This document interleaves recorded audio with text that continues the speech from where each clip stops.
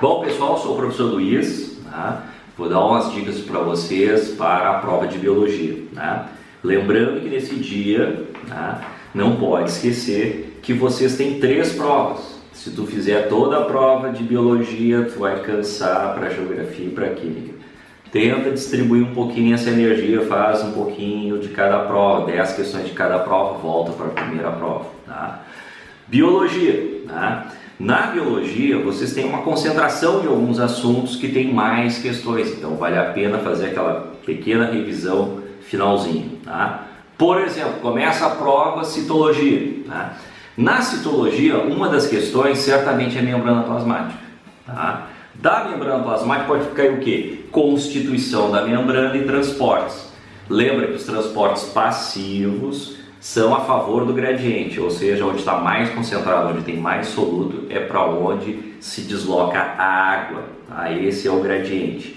Se for difusão, não se desloca somente a água, se desloca também o soluto, tá? Transporte ativo é contra o gradiente. Se aqui é o gradiente, é contrário ao gradiente, tá? Vai do hiper para o hipo, certo?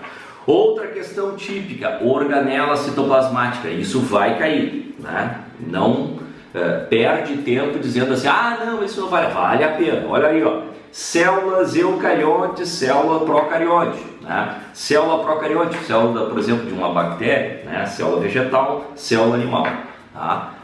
Cuidado, né? Esse ano, possivelmente uma das organelas que vão ser escolhidas é respiração, tá? Então, respiração celular cai e também, óbvio, a parte de núcleo, a questão, olha ali, ó, transcrição é o que? Síntese de proteína, acontece aonde? Lá no núcleo, DNA, RNA mensageiro, onde é que está acontecendo essa transcrição? Lá na biblioteca nossa, né? Biblioteca genética, é o núcleo, tá?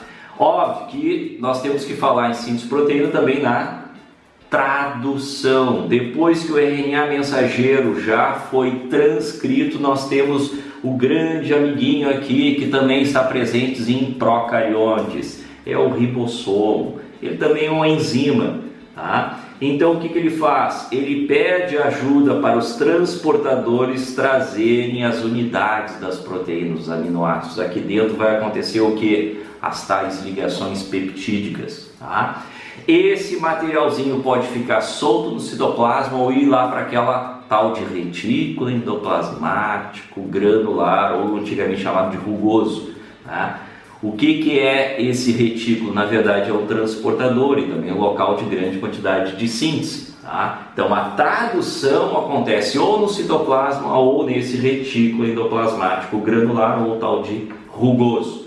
Olha aí, ó, que eu acabei de dizer, mitocôndria, vai cair o que? Respiração celular. Parte do processo já aconteceu fora da mitocôndria, chamado de glicólise, quebramos a glicose. Então o que restou? Ácido pirúvico, vai para dentro da mitocôndria. Ciclo de Krebs, né? Ciclo de Krebs ou ciclo do ácido cítrico. Cuidado, das pentoses é lá na fotossíntese, tá? Nesse caso aqui eu já produzi 2 ATPs úteis, o total foi 4, né? Mas 2 eu gastei ali no início, certo? Então, ciclo de Krebs, depois do ciclo de Krebs ainda tem mais coisa que tem, lá nas cristas mitocondriais, essa parte interna, acontece a cadeia transportadora de elétrons, aonde se produz mais ATP, mais energia, tá? Então essa é a dica, essa parte de respiração. E vai cair junto meiose. Mitose não vai cair? Olha, provavelmente esse ano é meiose. Cuidado, meiose 1. Meiose 1 é quando ocorre a permuta, importante lá na evolução, porque aumenta a diversidade, né, das espécies, e aonde acontece a redução para a produção de gametas e lá na botânica, produção de esporos. Não esqueça isso, tá? Muito bem. O que pode cair de doença, professor? Né? A tiazica, né? A chikungunya, dengue, são todos o mesmo fator. Os sintomas são muito parecidos. Possivelmente não vai caindo, não deu tempo ainda, né, para os caras ainda vincular o Zika à microcefalia. Então não fica louco com isso aí, tá? Possivelmente, né, ainda o papiloma vírus humano, né, porque ainda teve aquela campanha de vacinação, né, das guriazinhas e tal. Olha aí que coisinha mais linda que faz esse vírus, tá? Então HPV causa tumor tanto em meninos quanto em meninas, tá? Outra doença legal que pode cair, não é tão legal não, tá? É a leptospirose, porque tivemos enchente no sul, né? Uma das doenças que normalmente se preocupa as pessoas que entram em contato com enchente é a leptospirose, transmitido por uma bactéria que está em contato, né, ou infectou determinados animais, inclusive roedores, causa grandes problemas orgânicos, tá? Então leptospirose, não esquece. Botânica, ninguém gosta de botânica, né? Bom, mas vai cair 3 questões. Se caiu 5 lá em citologia, tem que dar uma revisadinha. Briófitas, pessoal, lembra que começou a ocupação da parte terrena, né? Saímos da água lá com as algas, deu origem às briófitas. Esse grupozinho aqui não tem tecidos verdadeiros, gosta de umidade, gosta de ambientes mais sombrios. Pteridófitas também, mas aqui já ocorrem os tecidos verdadeiros. Então esses tecidos verdadeiros, é por isso que a gente chama essas plantinhas de vasculares, né? Então a fase dominante aqui produz esporos, então esporófito. Aqui a fase dominante, o único grupo de vegetais que a fase dominante é gametófita, produz gametas, tá? Criptógamas, porque cripta, escondido, gamas, fuque, casamento, né? Então aqui o casamento é escondido, não dá para ver onde é que acontece. Fecundação sempre dependente da água, gametas precisam nadar, né? Talófitas, essas crianças aqui, porque talo não tem tecido. Vasculares, essas aqui, porque tem tecido de condução de seiva, tá? Muito bem, gimnosperma, cuidado, agora já temos crescimento secundário, ou seja, em largura, o grande problema de todo mundo, né? Aqui forma-se um corpo que protege o embrião. Esperma é semente, semente nua, porque ainda não tem o fruto. Quando vai surgir o fruto?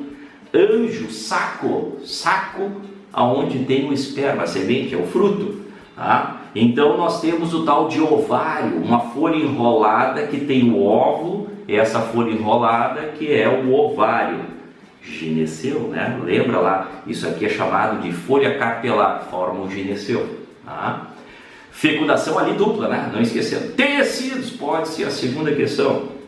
Tecidos clássicos, tecidos meristemáticos, crescimento, tá? Tanto primário quanto secundário. Os tecidos de preenchimento, lembra do parênquima, onde ocorre a fotossíntese ali. Esclerênquima, tecidos de sustentação. E o xilema, lembra? Chinelão, né? Xilema, bruto, seiva bruta. Floema flui, né? Seiva elaborada, né? Não esquece dessas coisinhas que é uma regra. Frutos, pode cair, quais os frutos que eles gostam? Infrutescência ou composto, é uma flor na verdade, é um conjunto de flores que vocês estão vendo que vai se transformar num fruto. A mesma coisa o figo aqui, tá? É na verdade um conjunto de flores, a gente come parte do receptáculo floral, tá? E os frutos agregados, vários frutinhos. Mas eu como morango, eu não sabia, pensei que isso aqui era semente. Não, aquilo ali é fruto, é aquênio, tá? Tu está comendo, na verdade, um fruto agregado. Uma flor, vários carpelos, o gineceu está todo separadinho. Olha aí o pomo, né? Um pseudofruto, porque o que tu está comendo é o receptáculo floral, tu joga fora o fruto, que é aquela partezinha do meio, tá? Então, dicasinhas.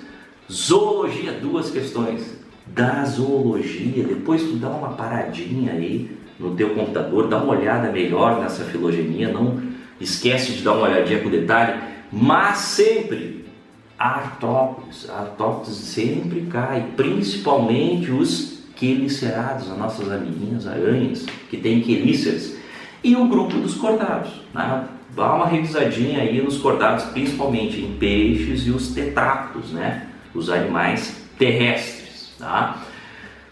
Genética, genética, o cara começa, a matemática é terrível, mas a genética é tranquilo, pessoal. Lembrando lá da meiose, segregação independente, os alelos, na verdade, se segregam durante a formação de gametas. É isso que você tem que lembrar. Então, primeira lei é o que mais cai, né? Monogênese ou monohibridismo, tá? Uma característica, um par de alelos que se segrega durante a formação de gametas.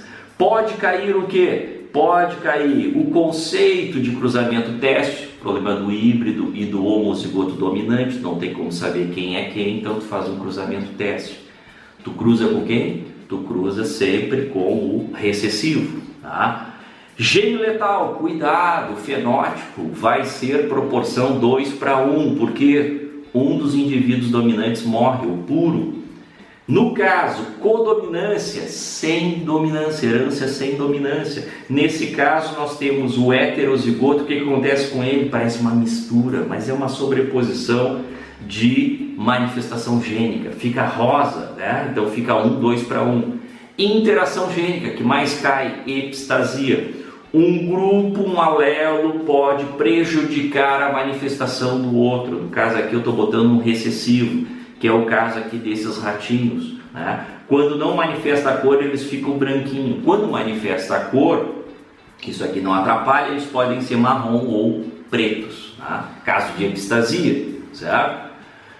Toda vez cai, das duas questões de genética, cai uma de cromossomos ligado ao X. O X é o cromossomo sexual junto com Y. Então, o que pode ser? Uma herança que pode ser restrita ao sexo, esse carinha aqui cheio de cabelinho nas orelhas, né? Ele vai a 2 tipos de barbeiro, né? Para a barba, para a cabeça e para o coitado dos pelos das orelhas. Ali, essa herança só está ligada ao Y, então é restrita ao sexo, não tem nas mulheres. Se pegar uma loira com isso aqui, não é ela, é ele, tá? Nesse caso aqui, tipo eu aqui, é influenciada, porque é muito sexo. Não, isso aqui é hormonal, criança, tá? Então, devido à questão do conjunto cromossomo sexual, a pessoa tem determinados hormônios, a segregação desses hormônios pode causar um efeito dominante, se tu tiver o gene para calvície,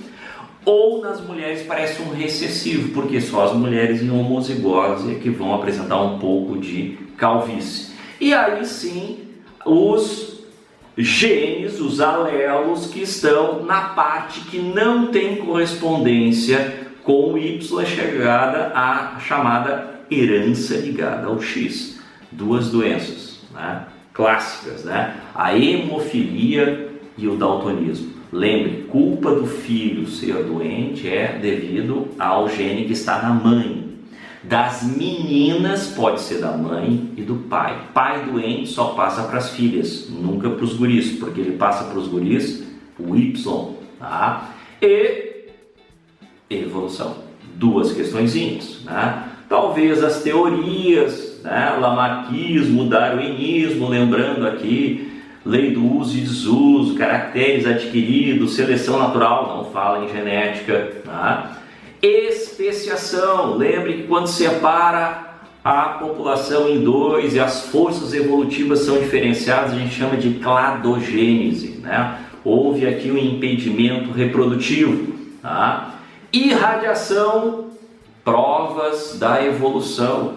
Irradiação, a partir de um ancestral se origina vários, então as estruturas orgânicas são homólogas, as funções são diferentes, mas a origem embrionária é a mesma. Ou convergência, vários caminhos chegam até Roma, ou seja, a mesma função dos órgãos, mas origens embrionárias diferentes, tá? Ecologia, finalmente, 3 a 4 questões. Cadeia e teia alimentar, tem que lembrar que nível trófico, o número do nível é diferente do número do consumidor, tá? Sempre primeiro nível trófico, fotossintetizantes ou quimiosintetizantes. Depois, herbívoros, comem erva, tá? Não fumam, é maconheiro, né?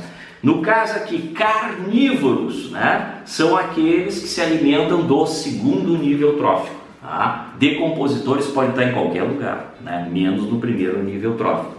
ciclo da água pode cair, porque seca lá na região central e chuva demais aqui. Possivelmente aconteceu o quê? Questões do El Niño, aquecimento do Pacífico, faz com que haja um bloqueio atmosférico, seca lá em cima e nós aqui debaixo d'água.